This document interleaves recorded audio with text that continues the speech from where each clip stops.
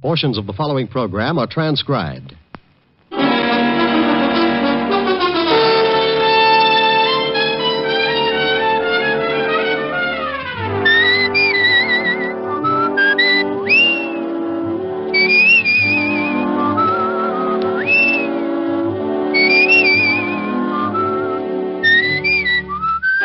Here's Dick Powell as Richard Diamond, private detective.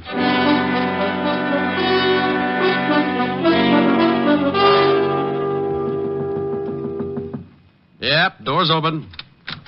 Mr. Diamond. Well, Angelino, come in. I didn't know whether you were busy or not. If you didn't hear the drums, you know I'm not busy. Drums, Mr. Diamond? Well, it's sort of a ritual, Angie. Every time I get a paying client, my landlord offers up his thanks to the goddess of joy. Plays an old bongo and turns on the heat as a kind of sacrifice.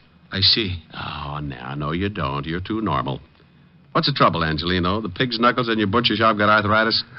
You always with the kidding, Mr. Diamond. Yeah, that's the kind of a hairpin I am. Hairpin? Angie, you got something on your mind. Forget my little asides and let's have it. I got the big problem, Mr. Diamond. Oh, you mean something's wrong and you can't pay me to take care of it? Oh, no, I can pay. Oh, well, then you haven't got a problem. You slip me the cash and I'll move in on your worries. Well, you see, it's like this. I come to you as a sort of representative for all the other butcher shops, the independent ones. I ain't the only one that's worried. So all the butchers got together last night and decided to do something about it. I hate to be a nag, but do something about what? We all been paying money to a protective association. Oh? Yeah, every week a couple of guys come around and collect. If we don't pay, we get our shops busted up. And if that ain't enough, we get our heads busted too. See, I still got 3 stitches right here on the top of my head. Oh. Nice job. What'd the doctor use? A loom? I got this last week when those 2 guys come for the money. I couldn't pay, so one of them hit me with a blackjack. You're lucky he didn't use one of your salamis. Might have been a job for homicide. He knocked me out when I come to. My shop was a mess. And there was a note saying that they'd be back. Well, you better go to the law, Angelino. They'll give you good protection and won't cost you a thing. We discussed that at the meeting, but we decided it was too dangerous. We've been warned that if we go to the police, we'll get hurt bad. We got the families, Mr. Diamond. We can't take the chance. Yeah. Tell me, have these 2 Garniffs been back to see you? Garniffs? Oh, Angie, you're going to be a lot of trouble. Garniffs, hoods. Hoods? Gangsters, bad little boys. Oh, no, they ain't been back. Not yet. Well, for you or a Rockefeller, my fee's the same, Angelino. $100 a day in expenses. We took up a collection. I only got $100. Oh. Why does this always happen to me? I'm going to end up making Simon Legree look like Snow White. You only got 100, huh? Yeah, but we thought of something. If it costs more, you can take it out in trade at any of the butcher shops. Well, it's liable to run into a lot of ham hocks. It's the only way we can pay you. So I'll throw a barbecue. Let's go, Angelino. Where do we go? Well, you and the rest of the butchers have not only hired yourselves a private detective, but you've got a new addition in the Butchers' Union. You mean you... Yeah. Come on. I want you to show me how to carve a lox.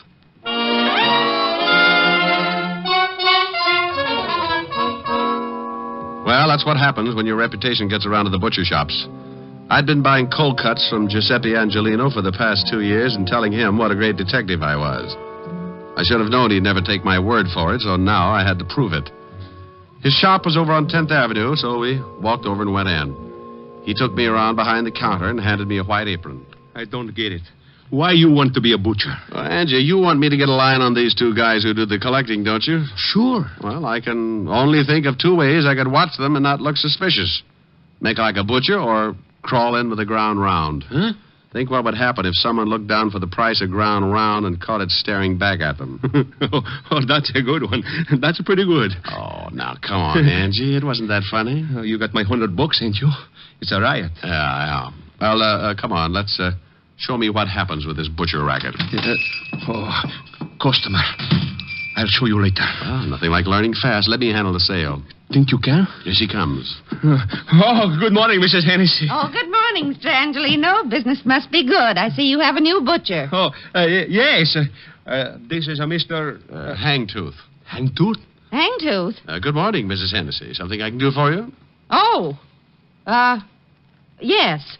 How much is the lamb shoulder today? Yes. Which one? What? Look, maybe you better let me take... Relax, Angie. I'll make it.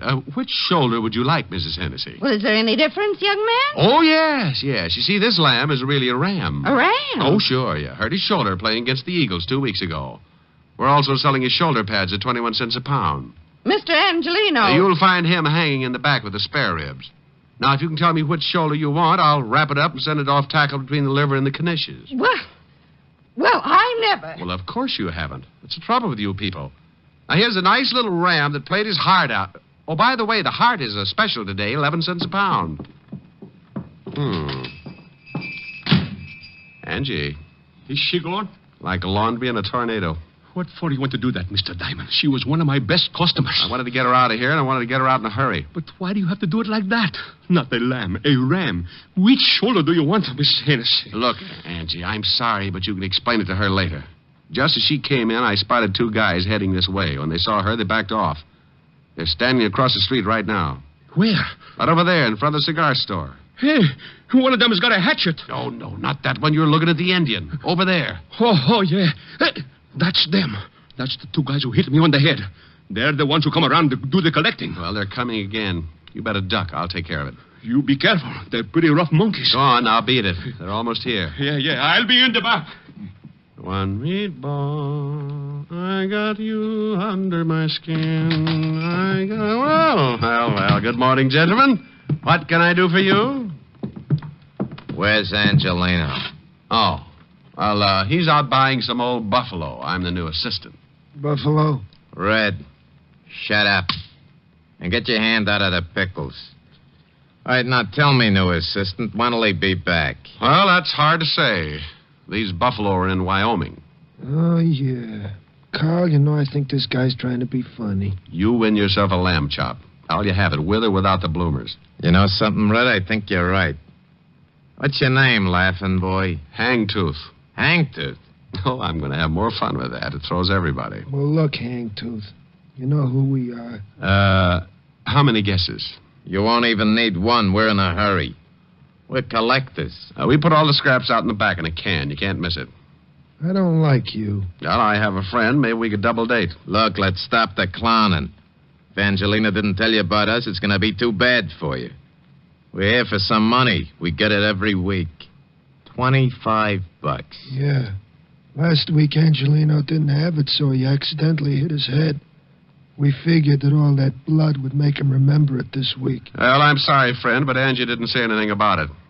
Tell me, what does he pay you boys for? Oh, little things. Protection, mostly. You see, if he paid us last week, he wouldn't have hit his head. You know something? I know a big fat cop who would just love to hear all about this protection Angie's paying you for. You do, huh? Yeah, I do, huh? Well, look, seeing as how you're a new boy around here, maybe we ought to tell you first. Why don't you do that? Let's go on the back. I like it here. I listen better. You do, huh? Is that all you guys can say? Now get out from behind that counter. Oh, I want to explain the thing to you. Yeah, go on, Red. Explain it to Mr. Hagtooth. Hangtooth. You'll have to pardon him. He don't hear so well.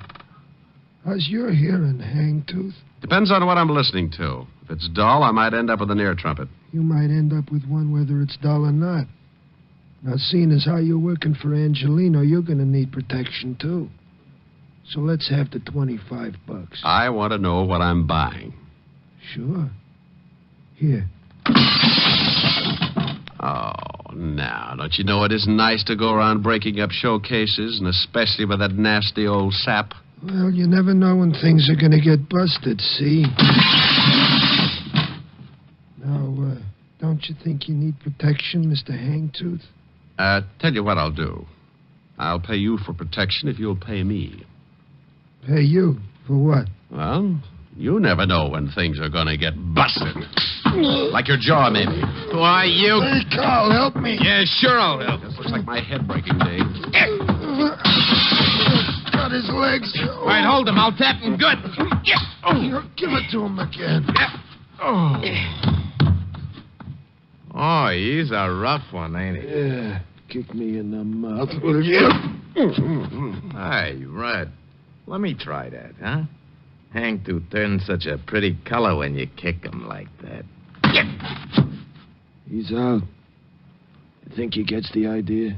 Maybe not right now, but when he wakes up, he's going to have a sore head to remind him. Come on, we'll come back for Angelino later. Well, you can't really blame brave little old me for going to sleep at that point. One I could have handled, but in that cramped space behind the counter with both of them coming from different directions, I had to give up sooner or later. And I did for about 20 minutes. When I finally snapped out of it, I looked up and saw 3 heads staring down at me. 2 herring with Angelino in the middle. You all right, Mr. Diamond? Oh, Angie, do you always ask people that right after they've lost their blood? Here, let me help you get up. Oh, swell. Now, look for my eyes, will you? I didn't know what to do.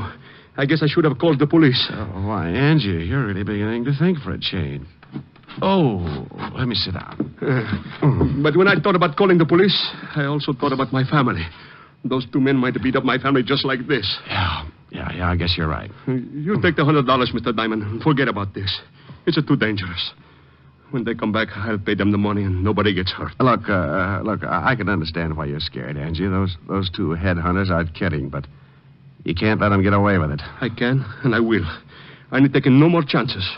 First, they bust up my shop, then they bust... No, thanks. I've had enough. Okay, Angie. Here's the 100. No, that's yours. And then say it's a present. Buy yourself some new glass for the counter. What are you going to do? Well, now I got no obligation, Angelino. Just a sore face and a nasty disposition. I won't get back to normal until I find those 2 guys and tie their necks in a bow.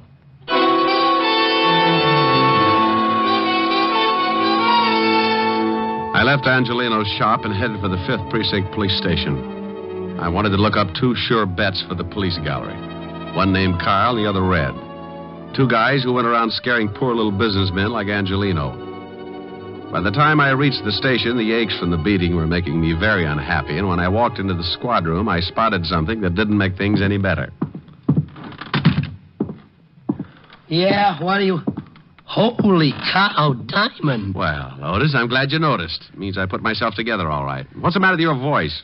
I got a cold. Sounds like you swallowed a rattlesnake. Yeah? Well, what happened to you? Oh, don't be silly. I always bleed just before lunch. Yeah, how'd it happen? It wasn't easy. Is the lieutenant in? Sure, go ahead. Thanks. Say, Otis, when are you going to start shaving in the morning? Why? What's wrong? Your 5 o'clock shadow is 4 hours fast. Oh. Hello, Walt. Now you listen to me. Wow. You like it? What hit you? Wait till the bruises show up. I come on in Technicolor. Someone sure did a good job. And that someone is 2 guys. One named Red and the other Carl. Red, then Carl. Yeah. I got closest to Red. Name matches the hair, busted nose, about 190, and very nasty with a sap. And Carl? Dark greasy. Well-dressed, if you like the type. Big boy with a scar under his right eye. You sure pick 'em. You know them? Yeah, I think so. Here's one of them. Let's see. Yeah, you are so right. This is sweet little Carl, all right. Carl Tate, sort of a new boy, import from Chicago. Here's the other one. Yeah? Yeah, that's Red. They work together, a couple of muscle men. Red Dillon. Arrests all over the place. One conviction, assault with a deadly weapon. What'd they go after you for? They've been pulling a protection racket on some of the independent butcher shops. Who do they work for? They used to work for Jack Arnold before he got sent up. Well, I know they're not working this setup alone. It's too big. No, they wouldn't be. Hey, Tiny Easter's in town. Tiny Easter? Oh, used to be Arnold's right-hand boy. That's right. Came in about a month ago. I'd love to get something on him. Nobody has ever been able to nail him. Well, it adds up. He used to work for Arno, so did Carl Tate and Red Dillon. Now, if we can't pick him up just because 2 of his boys worked you over, I'd just say they weren't his boys. I don't want him picked up. I want Carl and Red. If Easter goes along with the deal, you can have him. Now, what are you going to do? Get cleaned up and pay Mr. Tiny Easter a visit. What's his address? Well, he's got an office on East 48th Street, 804. Thanks, Walt. Tiny's a bad boy. Well, I'll take along my 38 just in case I have to spank him. Bye. I left Walt and went back to my office. Took a clean shirt out of the closet and washed up. I locked up again, went down to the street, grabbed a cab. 20 minutes later, I was standing in the reception room of Tiny Easter's office. A big guy with a bulge under his arm was trying to be as unreceptive as possible. So you want to see Easter? You got an appointment? No, I haven't got an appointment. Now tell Easter I'm out here. What's your name? You're going to get hung up on this. What do you mean? The name's Hangtooth. Huh? Yeah, you see? Now make like an office boy and tell Easter I got a message for him from Carl and Red. You're a pretty fresh guy, ain't you? Yeah, and I'm going to spoil if I have to stand around much longer. You can spoil rotten for all I care. You ain't gonna see Easter. He's busy. Okay. You know, you get so excited you'll ruin your stomach someday. I don't think so. You don't, huh? Skeptic.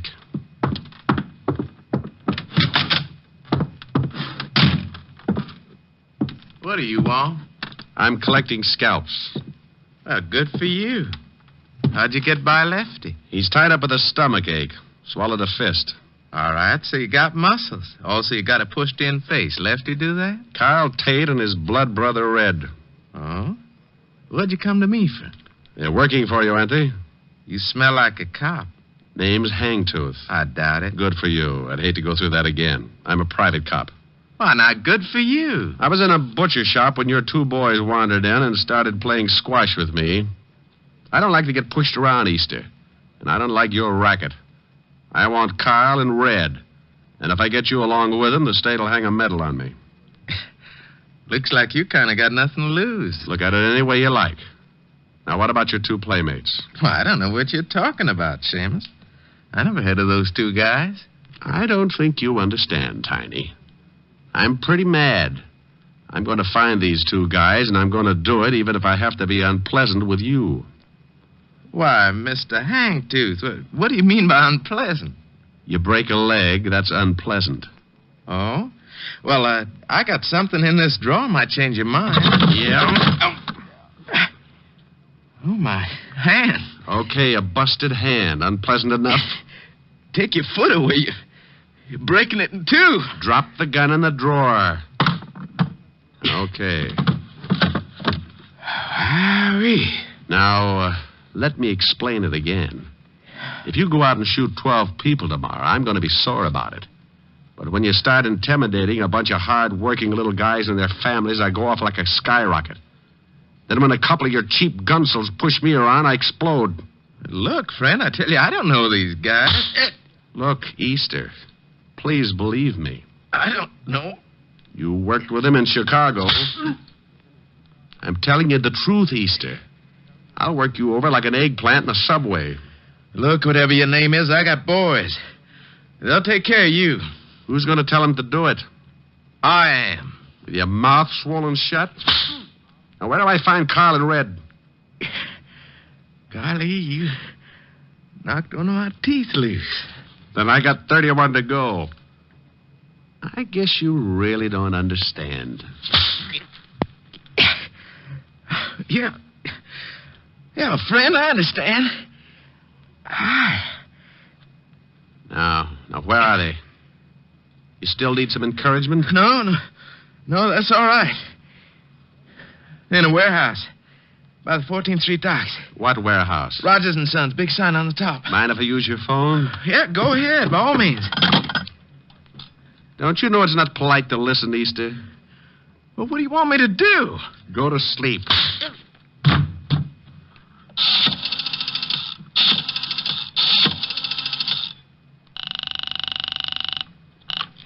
Homicide, Lieutenant Levinson. Walt, Rick, I'm up at Easter's. He let you use the phone? He's asleep. I'm going down to Rogers' warehouse near the 14th Street docks. Carl and Red are down there. May need some help. I'll be right down. You better hop down here to Easter's and pick him up first. On what charge? I'll give you a charge after I see Red and Carl. Now step on it. But... Contact. I left Easter's office looking like a second-class rest home and headed for the warehouse on 14th Street. It was getting late in the afternoon when my cab pulled up near the river and I got out. The cold breeze was kicking up little patches of white on the water, and a light fog was moving in from the Atlantic as I started toward a big building with a sign on the top that read, Rogers and Sons, Importing. The place was boarded up, but a window in the basement showed signs of recent use, so I jimmied it open and dropped down on the dark, cold pavement. I held my breath and listened. There was a radio playing from somewhere in the front of the building, so I started moving toward it. I went up a flight of stairs and onto the first floor. The radio was louder now, and I could make out an office door with a small light shining under the crack at the bottom. I moved up close and listened. Hey, Carl. Yeah? Shut off the radio. Okay. What do we have to hide out in here for? Because Easter said to. Besides, we don't know who that guy was we worked over this morning. He might have been a cop. So he was a cop. We worked cops over before. Look, Easter said we should stay undercover for a few days, so we stay undercover. Why not deal the cards? Oh. Off that top. Get it? That's probably Easter. Yeah. Yeah? Yeah. What? He did, huh? Hey, what's the matter? Boss! What's going on? I don't know. That was Easter. The guy we worked over was in his office, pushed him around, and now that guy's headed down here. We can handle him. Sure, but something's wrong. Just as Easter was going to say what to do, it sounded like he got into a fight. I heard some guy tell him to drop the phone. Hey, the cops. Yeah. Come on, let's get out of here. Yeah. Good afternoon, boys. Hangtooth. Hagtooth. Come back here, Carl. Help me. You shouldn't have pulled a gun, Red. Since when do you butchers carry rods? Since we get pushed around by guys like you. I'm going to go get your friend. You can't leave me. I'm shot bad. I can't take it back. The law will be here in a minute. You're a lousy butcher. I hope Carl pays you good. I'll see he gets a chance to try. I left Red lying on his face and ran toward the front of the building. The only way out was that window in the back, and Carl was sure to be hiding somewhere in the dark, hoping to get around me and head for the basement. There were a dozen places to hide in that warehouse, but I had one advantage. He couldn't see me any better than I could see him. I backed up against the wall. Come on, Carl. Red's hurt pretty bad. The law's on the way. You got to get me to get out of here. He was behind a pile of packing cases and had a big gun just to make things tougher. I eased along the wall, trying to get behind him when I suddenly bumped into something. I turned around and felt to see what it was. A ladder, straight up to the steel beams overhead. I put my gun under my arm and started up the rungs. It was tough climbing like that, trying not to make a sound and knowing all the time if he spotted me, I was an easy target. About halfway up, I stopped, held on with one hand, took off my shoe with the other. The idea was to drop the shoe, draw his fire, and nail him before he found out where I was. I dropped the shoe.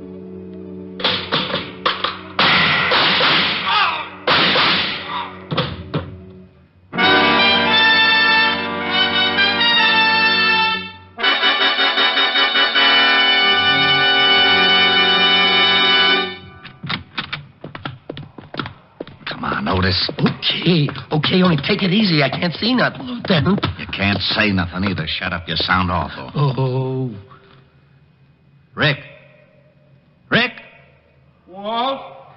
I hear him, Lieutenant. Hey. Here's some guy that's been shot. Diamond's been around here, all right. Rick! Here, Walt. Up here. What? Where the devil are you? Up here on this ladder. There he is, Lieutenant.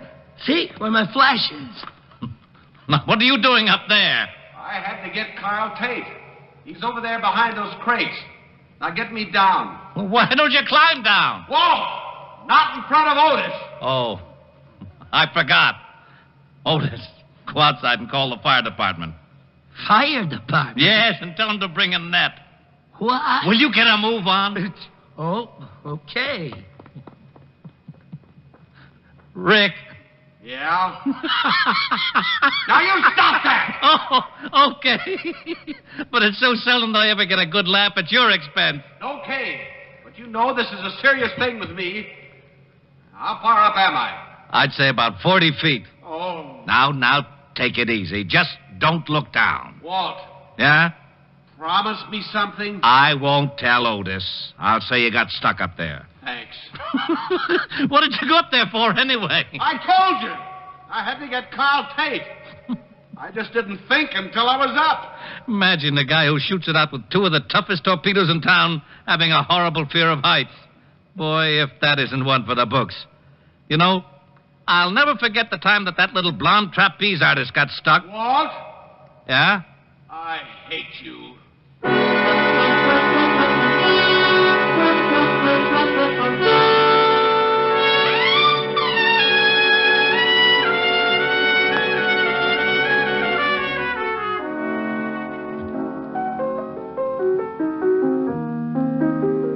Rick, how's your face? Fine. How's yours? Now you stop that. Oh, nice and soft. Rick, What's the matter? I'm just nuzzling a little. you're just nuzzling a lot. You want to nuzzle, you got to sing. Oh, no. No nuzzling. Oh, yeah. No sing, no nuzzle. Fiend. Piker, Just a real nuzzle. I think you're after my earrings. No. If I sing, Yes. I was ready. I was listening. I will remember you in the silent and lonely night, and the memory of your smile will bring me back the light. I will remember you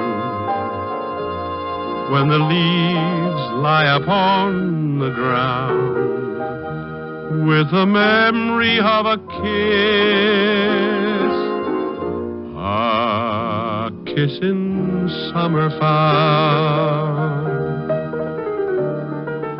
When the winds of winter come crying through the darkness, your lovely voice will come to me. Even though in spirit across the miles that part us, crying I love you, I will remember you till the spring of another year, till I hold you close again. I will remember you. Okay? Come here. Oh, wait a minute. Oh, now what? I just remembered. I got a surprise for you. Yeah? Got a new television set. Now you can watch the fights. Well, great. Where is it? In the den. But first you've got to do one thing for me. What's that? Well, the reception isn't very good yet. I called the repairman, but he said to check the aerial. He can't come over until tomorrow. I'll fix it. Where is it? On the roof. The roof? But be careful. You've got to climb a ladder to get to it. What's the matter? Look, Helen, wouldn't you rather... Fix the aerial first. First? First. Oh. Whom are you calling? Hello, operator. Give me the fire department.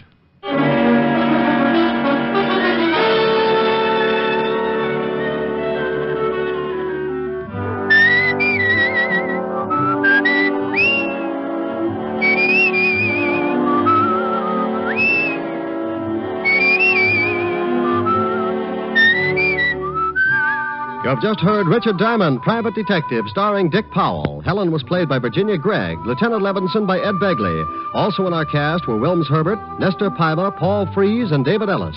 Music was under the direction of Frank Worth. Richard Diamond is written and directed by Blake Edwards. Portions were transcribed. Dick Powell soon will be seen in the screen version of the best-selling novel, Mrs. Mike. Now, this is Eddie King with an important reminder. Richard Diamond will next be heard on Sundays 1 week from tomorrow. Remember, Richard Diamond, starring Dick Powell, will next be heard on Sundays beginning January 15th. Consult your local paper for time of broadcast. What's on NBC tomorrow? The hilarious Phil Harris Alice Faye Show. And for mystery, Sam Spade, directly following Phil and Alice. Next, Hollywood Star Theater with Dorothy Lamour on NBC.